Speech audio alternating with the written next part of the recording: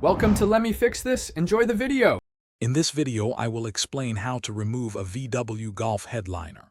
First, ensure you have the right tools, including Torx bits and plastic trim removal tools, to prevent damage. Always disconnect your car's battery before beginning any interior work for safety.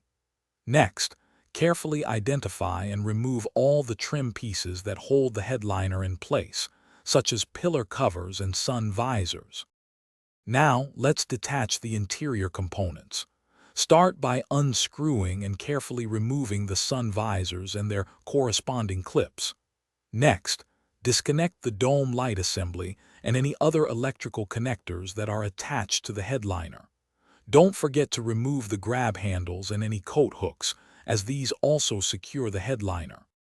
With all the components detached, you can now begin to free the headliner.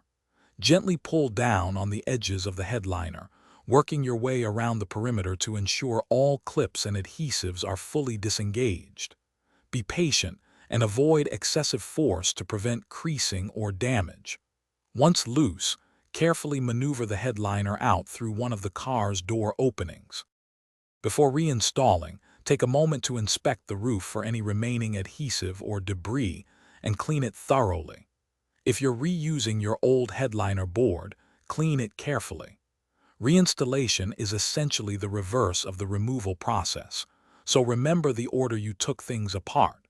Take your time to ensure all trim pieces and components are securely fastened for a professional finish. Thanks for watching. If you found this helpful, don't forget to like and subscribe.